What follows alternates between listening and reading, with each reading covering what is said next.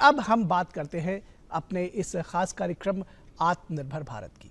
आज हम हर बीतते दिन के साथ डिजिटल इंडिया का सपना सच कर रहे हैं। ऑनलाइन लेन देन और डिजिटल भुगतान बढ़ रहा है। ज़्यादा से ज़्यादा लोग इंटरनेट बैंकिंग और फ़ोन बैंकिंग को अपना रहे हैं। डिजिटल इकॉनमी की तरफ हम कदम बढ़ा रहे हैं। घर बैठे बैठे इलेक्ट्रॉनिक लेन देन और व्यापार से सुविधाओं में इजाफा भी हुआ है, तो इसके साथ ही वित्तीय धोखाधड़ी और ऑनलाइन फ्रॉड के मामले भी बढ़े हैं। ये एक विचारणीय प्रश्न है। ऑनलाइन ठगी और फोन फिशिंग की खबरें ग्राहकों को डराती हैं, लेकिन अच्छी बात यह है कि हमारी सरकार ने न सिर्फ डिजिटल ट्रांजैक्शंस के तौर तरीकों को लेकर लोगों को जागरूक किया है, बल्कि ऑनलाइन फ्रॉड्स को रोकने के लिए सख्त कदम भी उठा रही है। तमाम नए कानून भी बनाए गए हैं और रिजर्व बैंक ने भी ऑनलाइन बैंकिंग फ्रॉड से सुरक्षा के लिए प्रतिबद्धता जताई है। कई नए नियम बनाए गए हैं। साइबर लॉज को लेकर के और मजबूत किया गया है। कैसे बचा जाए ऐसी धोखाधड़ी से, कितनी कारगर हैं इसको लेकर जो बनाए गए हैं कानून, क्या और किए जाने की ज़रूरत है, इन सब विषयों पर विस्तार से चर्चा करेंगे अपने खास मेहमानों के साथ आज अपने इस कार्यक्रम आत्मनिर्भर भारत में। नमस्कार, मैं हूं निखिल। तो इस कार्यक्रम की शुरुआत करते हैं और अपने खास मेहमानों का तारुफ आपसे करा देते हैं। हमारे साथ में अनुज कुमार अग्रवाल, जो कि chairman centre for research on cyber laws and cyber crime है, वो हमारे साथ में जुड़े हुए हैं। Doctor Vikram Singh, former DGP Uttar Pradesh से हमारे साथ जुड़े हुए हैं।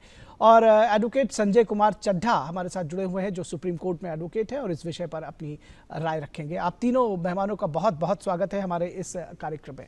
और जैसा कि हमने अपने इंट्रो में कहा कि डिजिटल इंडिया बनाने का सपना हम सब देख रहे हैं और उसमें लगातार कदम भी बढ़ा रहे हैं, लेकिन ये जो ऑनलाइन फ्रॉड्स होते हैं, जो डिजिटल भुगतान के समय लेन देन में कभी गड़बड़ी हो जाती है, वो कहीं ना कहीं डराती है और जो आम लोग हैं लगातार उनको कहीं ना कहीं उनको कदम पीछे खींचने पर मजबूर करती है। तो ये बेहद ज़रूरी है कि इस तरह के जो मामले हैं उनसे सख्ती से निपटा जाए और उसको लेकर के जो हमारे कानून हैं वो बेहतर हों। यहाँ पर हम अनुज कुमार अग्रवाल आपके साथ सबसे पहले जुड़ना चाहेंगे। किस तरह से देखते हैं इस पूरे सिनारियो को? अगर अभी ऑनलाइन फ्रॉड्स की बात कही जाए, डिजिटल फ्रॉड्स की बात कही जाए, वित्तीय जो लेन देन है इसमें जो फ्रॉड्स हैं उसका पूरा एम्बिट किस तरह से आप देखते हैं? भारत में कितना बड़ा ये एक खतरा बनकर उभरा है पिछले कुछ वर्षों में, और जो कानून है, साइबर लॉज है, वो कितने सख्त हैं और कितना और इसमें किए जाने की कुछ जरूरत है?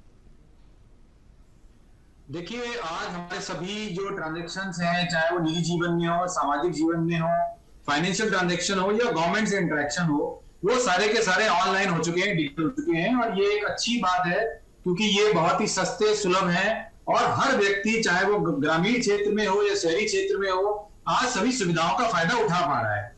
लेकिन इसके साथ साथ ही साइबर क्राइम में भी बहुत तेजी से बढ़ोतरी हुई है।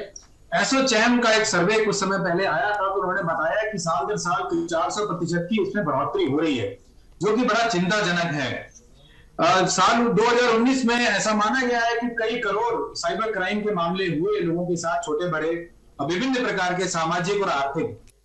तो ये जो नंबर्स हैं ये बहुत बड़े हैं। हमारे देश में जो डिजिटल क्रांति हो रही है, जो डिजिटल इंडिया की बात हो रही है, उसको बहुत तेजी से सरकार ने प्रयास करके आगे बढ़ाया है। लोगों ने भी उसमें पूरा साथ दिया है। कोविड में भी हमने देखा कि भारत एक ऐसा देश था जहां पर रूरल जनसंख्या ज्यादा होने के बावजूद जनता को कोई खास परेशानी नहीं हुई। उनके फाइनेंशियल ट्रांजेक्शन चलते रहे, सरकार से उनका संवाद लगातार बना रहा, सरकारी स्कीम्स का फायदा उन्हें मिलता रहा जी। तो इसलिए ये बहुत आवश्यक है कि साइबर क्राइम पर रोक लगाई जाए, इसको जनता इससे भयभीत ना होने पाए। क्योंकि अगर ये मामले बहुत बढ़ेंगे और लोगों को इसके रिएक्शन नहीं मिलेगा तो लोग इससे भयभीत हो जाएंगे और ये जो डिजिटल इंडिया की बात है, डिजिटल क्रांति चल रही है, उसमें कहीं ना कहीं जनता पीछे हटेगी जी। अब इसमें जहां तक सवाल कानूनों का है, तो देखिए कई अच्छे प्रयास हुए हैं। आरबीआई की तरफ से एक सर्कुलर 2017 में जारी हुआ है, जिसमें उन्होंने कहा है कि अगर जनता के किसी व्यक्ति के साथ साइबर फ्रॉड हो जाता है, ऑनलाइन फ्रॉड हो जाता है, तो उन्हें बैंक की तरफ से पैसा वापस किया जाएगा, बशर्ते जनता के व्यक्ति ने जिसका नुकसान हुआ है स्वयं कोई हिस्सेदारी ना की हो, उन्होंने अपना ओटीपी वगैरह ना बताया हो। तो ये बहुत ही अच्छा वेलकम स्टेप जी। इसके अलावा इंफॉर्मेशन टेक्नोलॉजी एक्ट और आईपीसी में कई ऐसे प्रावधान है जी, और यहाँ पर हम आपको रोकना चाहेंगे। जो हमारे हम बात कर रहे थे अनुज अग्रवाल जी से, और किस तरह से ख़ास है ये इससे जुड़े हुए कानून और कितने व्यापक हैं, कितने फिलहाल जिसको कहते हैं कि इसको रोक पाने में इस तरह के साइबर क्राइम्स को वो अभी कारगर हैं, इस विषय में वो जानकारी दे रहे थे। जी, तो ये जो हमारे जो कानून हैं ये निश्चित रूप से काफी व्यापक है। इनका जो दायरा है इसमें देखिए 2-3 बड़ी अच्छी चीजें हैं। एक तो इसमें जुरिस्डिक्शन का इशू नहीं है, क्योंकि साइबर क्राइम की कोई बाउंड्री नहीं होती। आप उसे किसी जिले या प्रदेश से नहीं जोड़ सकते। एक व्यक्ति जो कि उत्तर प्रदेश में रह रहा है, हो सकता है वो अपराधी महाराष्ट्र में बैठ के या किसी दूसरे प्रदेश में बैठ के कहीं से भी इनफैक्ट इंटरनेशनल भी कर सकता है। तो इस कानून में जुरिस्डिक्शन का उन्होंने कोई इशू नहीं रखा, इंटरनेशनल जुरिस्डिक्शन को भी माना है। जी, दूसरा, इसमें जो जांच अधिकारी हैं वो इंस्पेक्टर स्तर के रखे गए हैं, और उनको ये छूट दी गई है कि वो किसी भी पब्लिक प्लेस पर जाके जहां पर अपराध हुआ है या होने की संभावना है, अपनी जांच को, इलेक्ट्रॉनिक जांच को आगे बढ़ा सकते हैं।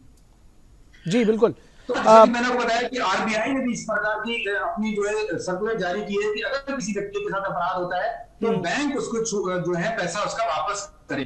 तभी सिस्टम में लोगों को एक कॉन्फिडेंस आएगा इलेक्ट्रॉनिक ट्रांजैक्शन करने के लिए। तो कानून अच्छे हैं, व्यापक हैं। हाँ, उसके जो इम्प्लीमेंटेशन है उसमें टेक्नोलॉजी की अभी थोड़ी सी कमी है। जो हमारी पुलिस फोर्सेस हैं वो अच्छी तरह से ट्रेन नहीं हो पाई है पूरी तरह से, तो उनको अपने आप को थोड़ा करना है कि अच्छे से ट्रेन करना है, ताकि वो लोगों की शिकायतों को सुन के तेजी से उस पर कार्रवाई करें और लोगों का नुकसान कम से कम हो, जल्दी से जल्दी अगर कभी फ्रॉड हो जाए तो उन्हें न्याय मिल सके। जी बिल्कुल। और इन कानूनों का किस तरह से इम्प्लीमेंटेशन हो रहा है, किस तरह से पुलिस इस पर कार्रवाई करती है, इसके लिए डॉक्टर विक्रम सिंह के पास चलते हैं। डॉक्टर विक्रम सिंह, बहुत स्वागत है आपका। सबसे पहले तो सर बताइए कि इस तरह से किस तरह से या किस तरह के मामले सबसे ज़्यादा, जब ऑनलाइन फ्रॉड्स की बात होती है तो वो रिपोर्ट होते हैं, और रिपोर्ट होने पर क्या जो स्टैंडर्ड प्रोसीजिंग ऑपरेशन तरीके हैं, एक तरह से कहा जाए, जो जिस तरह के पुलिस जो कार्रवाई करती है, किस तरह से पुलिस कार्रवाई करती है, और कितना आपको लगता है कि क्योंकि ये माना जाता है कि इस तरह के अपराधों में अक्सर जो अपराधी हैं वो फ्रॉड करके, खासतौर पर फोन फिशिंग वगैरह के मामले में वो बच निकलते हैं। क्या ये कितनी सच्चाई है और किस तरह से धरपकड़ की जाती है इन लोगों की? निखिल जी, आपकी बात में पूरी वास्तविकता है, और जैसा अनुज जी ने कहा है उनकी बात को आगे बढ़ाते हुए मैं निवेदन करूंगा कि जो रजिस्टर्ड केसेस है लगभग 3,500 प्रतिवर्ष, जो 17-18 के एनसीआरबी का डेटा है, वास्तविक फिगर्स उससे कहीं कहीं कहीं ज्यादा है। और नॉन रजिस्ट्रेशन से अगर हम शुरू करें, सबसे बड़ी फॉल्ट लाइन ये है नॉन रजिस्ट्रेशन ऑफ केस। कम लोग जानते हैं कि भारत सरकार ने प्रत्येक यूनियन टेरिटरी में और राज्य में एक आईजी और एडीजी स्तर का एक अधिकारी नियुक्त किया है, जो नोडल ऑफिसर है इन अपराधों के इन्वेस्टिगेशन को लेकर के। इसके अलावा भारत सरकार की वेबसाइट है www.cybercrime.gov.in की अगर कहीं कोई समस्या आती है तो इस वेबसाइट को सब लोग याद रखें, इस पे एक्सेस करें, आपकी पूरी सहायता की जाएगी। हम समस्या की बात करते हैं। जहां कहीं आईटी एक्ट में समस्या आती है, मेरा परामर्श होगा, संजय चड्ढा जी बड़े विद्वान अधिवक्ता बैठे हैं, आईपीसी और अन्य सुसंगत एक्ट्स के साथ, जैसे डाउरी एक्ट है, ह्यूमन ट्रैफिकिंग के बारे में है, SC/ST एक्ट है, उसका समावेश अगर कर ले, indecent representation of women's act है, अगर ये लगा लें तो आपको कहीं पर असहज नहीं होना पड़ेगा। लेकिन केवल अगर आईटी एक्ट पे ही निर्भर रहेंगे तो कदाचित शायद आपको कामयाबी उतनी नहीं मिले। इसके अलावा अगर आप देखें कि पुलिस कर्मियों की, जैसा कि अनुज जी ने कहा, प्रशिक्षण की बहुत जरूरत है।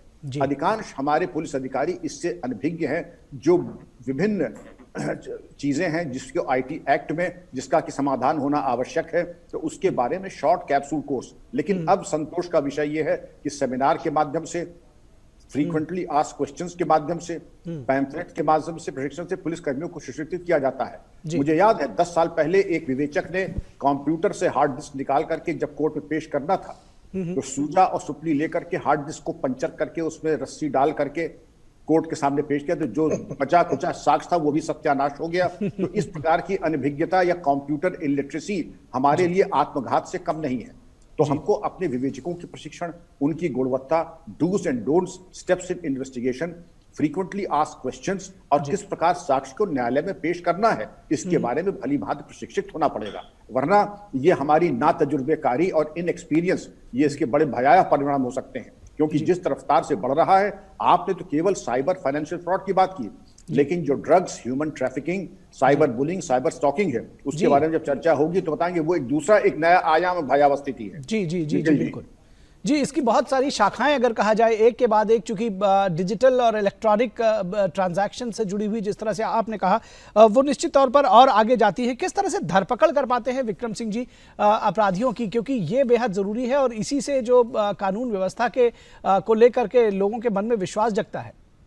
निखिल जी, अब आपको जान के बहुत हर्ष होगा, हमारे आईपीएस ऑफिसर्स में और विवेचकों में बहुत बीटेक, एमटेक, एमसीए और बड़े कुशल विवेचक आ गए हैं। इसलिए अब वो समस्या हमारे पास नहीं है कि इसका इन्वेस्टिगेशन कैसे होगा। हमारी कामयाबी का रेट भी बहुत, डिजिटल फुटप्रिंट्स नहीं मिटाए जा सकते हैं। जो एक्चुअल फुटप्रिंट्स है और फिंगरप्रिंट वो तो मिटा सकते हैं, डिजिटल फुटप्रिंट्स मिटाए नहीं जा सकते हैं। ये एक सक्सेस स्टोरी है हमारी। इसी तरीके से जो धरपकड़ होती है, बाकी प्रक्रिया तो सीआरपीसी के अनुसार होती है, सारे कानूनों के ऊपर, क्रिमिनल प्रोसीजर कोड में जो सर्च और सीजर्स के मामले हैं। लेकिन विवेचक का ब्रीफ होना, शिक्षित होना, कंप्यूटर लिटरेट होना, ऐसा ना हो कि जा करके, क्योंकि ऑटो डिस्ट्रक्शन मोड पे जो बहुत शातिब दिमाग के जो साइबर क्रिमिनल्स होते हैं, वो ऑटो डिस्ट्रक्शन, क्योंकि जिस आदमी ने जाकर के पहली बार स्विच ऑन किया और गलत बटन में पासवर्ड डाला, वो अपने आप ही ये क्रैश कर जाएगा। लेकिन संतोष का विषय है कि कुशल विवेचक वो सारी चीजें हार्ड डिस्क और कुकीज के माध्यम से लैपटॉप से बरामद कर सकते हैं, क्योंकि वो डेटा कहीं गया नहीं है। एक कुशल विवेचक को चाहिए कि साइबर फॉरेंसिक्स के माध्यम से उसकी तह तक पहुंच जाए और उसमें से कुकीज में डेटा हो, कुकीज में डिटेल हो, कुकीज में पोर्नोग्राफी हो, वो कुशल विवेचक वहां तक जरूर पहुंच जाएगा। जी बिल्कुल। तो जो बात आप कह रहे हैं, जो आपकी बात का सूत्र है, उसको वहीं से आगे बढ़ाते हुए एडवोकेट संजय चड्ढा जी के पास चलते हैं। संजय चड्ढा जी, जिस तरह कह रहे हैं कि भाई धरपकड़ हो रही है, लेकिन सवाल यह है कि ऐसे अपराधों के विरुद्ध न्याय मिलने की कितनी संभावना है, और ऐसे मुकदमों में इससे जुड़े जो फ्रॉडुलेंट व्यक्ति हैं वो कितने प्रोसिक्यूट हो पाते हैं? आप किस तरह से देख रहे हैं इस पूरी न्याय व्यवस्था को? विक्रम सिंह जी ने कहा कि केवल एक तरह के न्याय से या एक तरह के कानून से शायद इसमें पार पाना बहुत संभव नहीं होगा। देखिए, आदरणीय विक्रम सिंह जी ने जो बात कही, मैं उसको आगे बढ़ाने का, पहली बात जो बहुत ही महत्वपूर्ण उन्होंने कही वो ये है कि मात्र आईटी एक्ट के इस्तेमाल से ये चीज पे निवारण नहीं पाया जा सकता। अन्य जो आईपीसी की बहुत महत्वपूर्ण धाराएं हैं, उन सब का इस्तेमाल होना चाहिए, और जो उनको लगा के साथ में जितने भी उससे को रिलेटेड, जैसे बैंकिंग फ्रॉड पे आज हम बात कर रहे हैं, फोन फ्रॉड पे हम लोगों ने बात करनी है, तो अगर हम ये जो बाकी लॉज हैं उनको भी उसमें समावेशित करेंगे तो बहुत शीघ्रता से हमें न्याय मिलेगा और कहीं पे भी कोई लूप होल नहीं छूटेगा। पहली बात।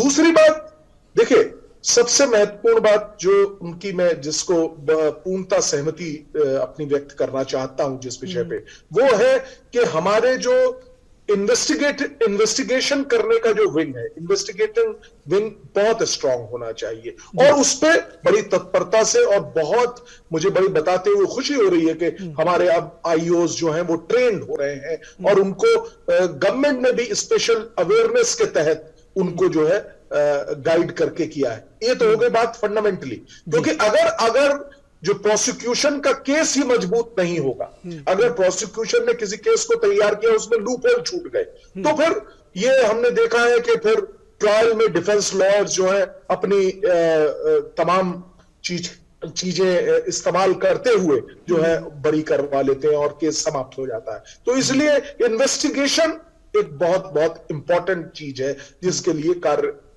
करना की हमें और आवश्यकता है, क्योंकि ये जो हार्डकोर क्रिमिनल्स हैं जो साइबर क्राइम कर रहे हैं, वो दिन प्रतिदिन अपने आप को और एडवांस तरीके से बढ़ा रहे हैं। उनके पास काफी सारी नॉलेज है। और एक बात मैं और बताना चाहता हूं कि रजिस्ट्रेशन एनसीआरबी का जो डाटा 3500 केसेस का, जिसका आदरणीय विक्रम जी ने कहा अभी, वो डाटा मुझे लगता है कि अनुज जी की बात को मैं ज्यादा पकड़ूंगा कि वो करोड़ों में फ्रॉड हो रहे हैं।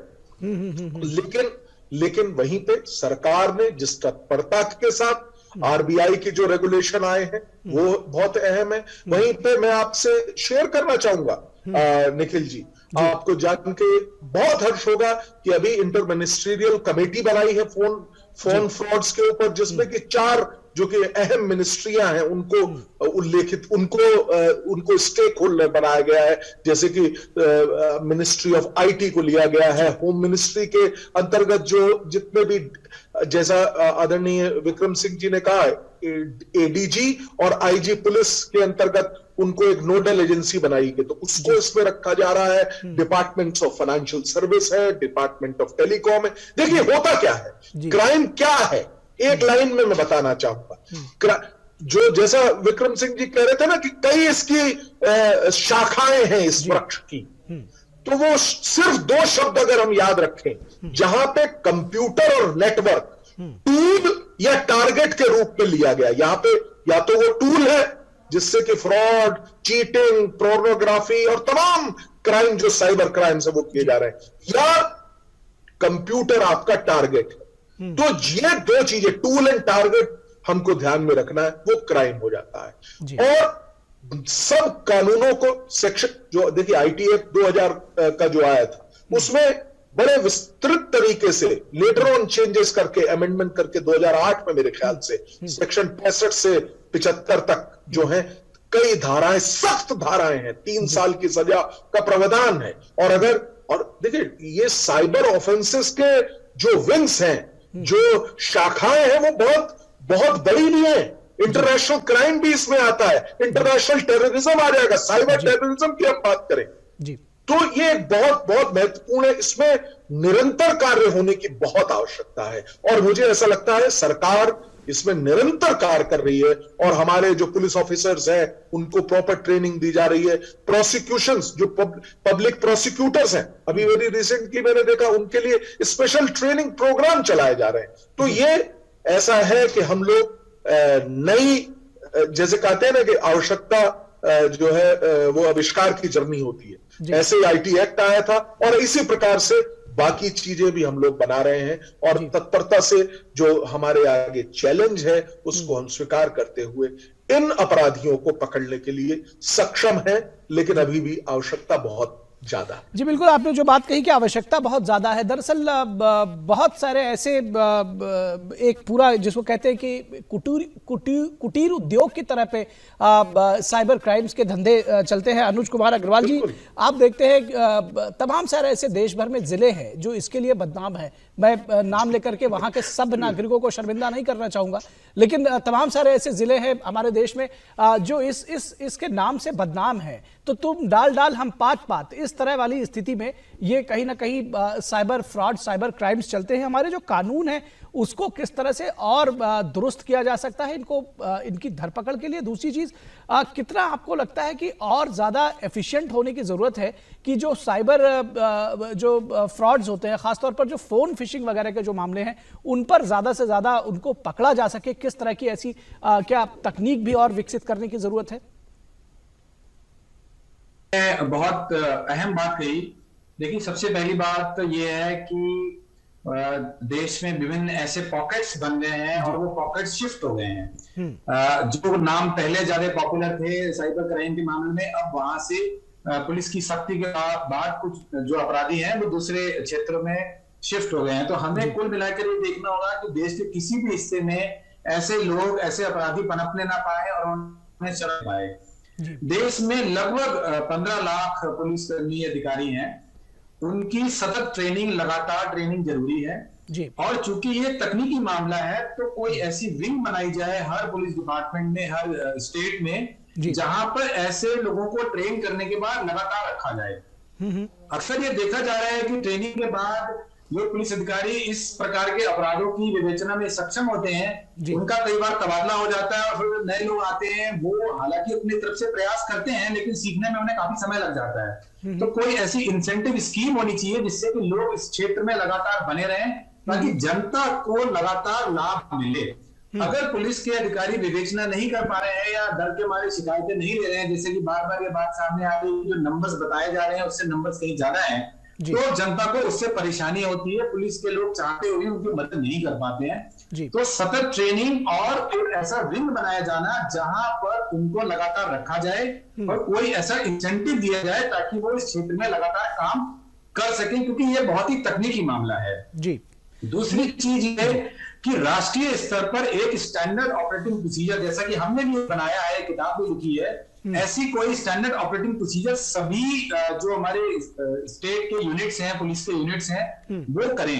क्योंकि अभी देखने में ये आया है कि हर जगह, हर थाने में, हर जिले में अलग अलग तरीके से विवेचना करने का प्रयास करते हैं। और जैसे कि हमारे माननीय वक्ताओं ने पहले भी कहा कि अगर प्रोसिक्यूशन का केस अच्छा नहीं है, कमजोर है, तो मेहनत करने के बावजूद अपराधियों का बावजूद भी कहीं ना कहीं अदालत से उन्हें लाभ मिल जाता है।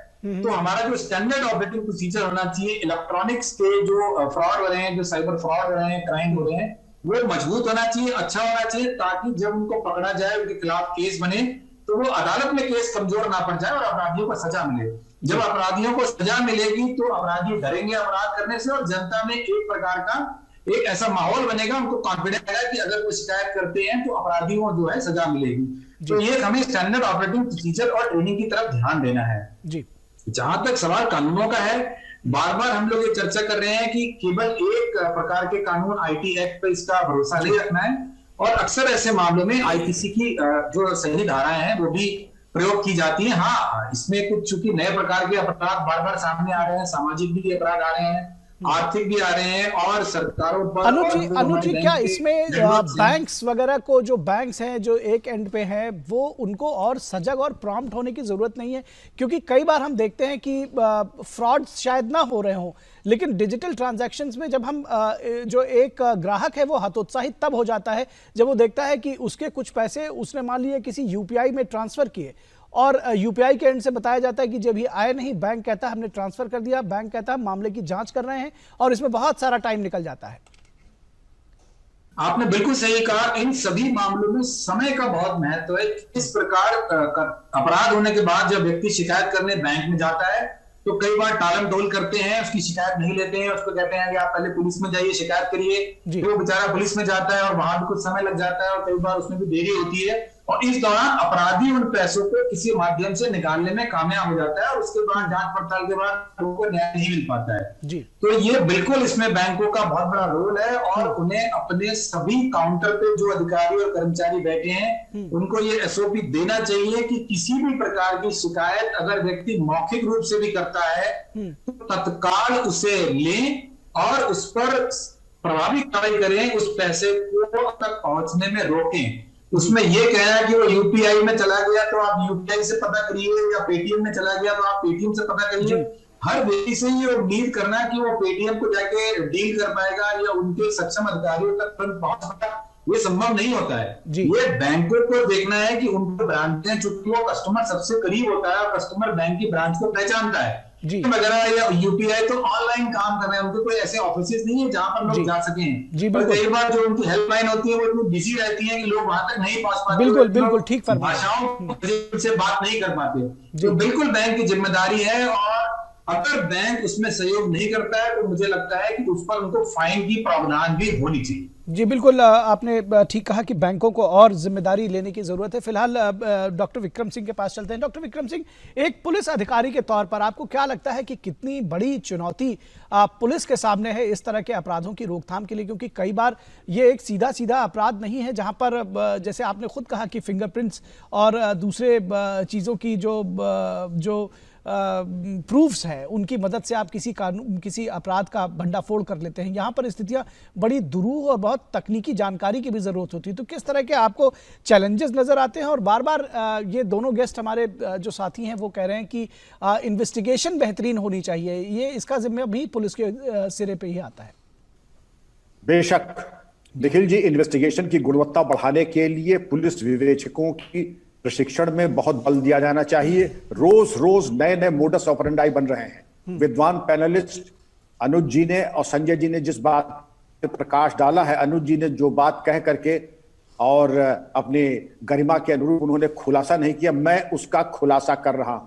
यह संगठित अपराध है, शीर्षस्थ बड़े प्रशिक्षित लोग इसमें सम्मिलित हैं। और मैं संस्तुति करूंगा कि सब लोग एक पिक्चर देखें, जामतारा, जो ओटीटी प्लेटफॉर्म पे आई है। जामतारा में संगठित गिरोह में कम से कम 400 युवा ऐसे थे जो पूरे हिंदुस्तान में साइबर क्राइम कर रहे थे। और दिल्ली पुलिस की शिकायत पे जब दिल्ली पुलिस की टीम जामतारा गई तो उनके साथ मजाहिमत हो गई, मारपीट हो गई।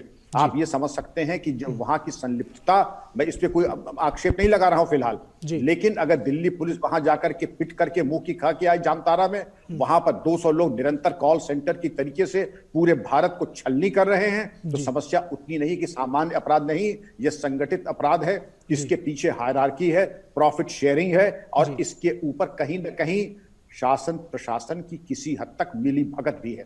तो इस चीज को जब देखना होगा कि संगठित अपराध की अगर हमें कमर तोड़नी है तो वो एक दूसरा आयाम और दूसरी प्रैक्टिस हो जाती है, जिसमें जो उनके लेवल का प्रशिक्षण है, उनका R&D है, उससे एक जनरेशन आगे R&D पुलिस और हमारे विवेचकों का होना चाहिए।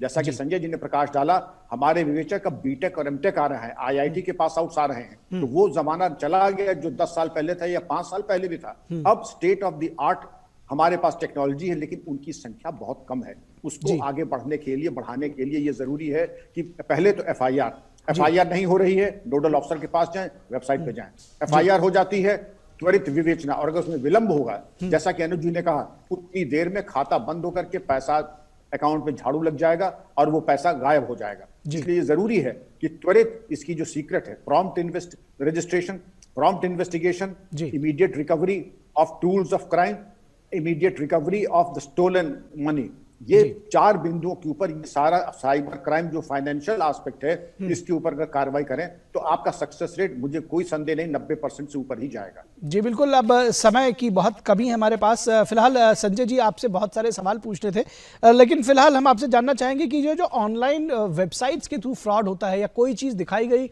बेची गई कोई दूसरी चीज़, इसको लेकर के कहा जा रहा है कि कंज्यूमर फोरम्स जो हैं वो कारगर सिद्ध हो सकते हैं। कितने कारगर हैं इस तरह के फ्रॉड्स में न्याय दिलाने के लिए? थोड़ा संक्षेप में रखिएगा अपना जवाब।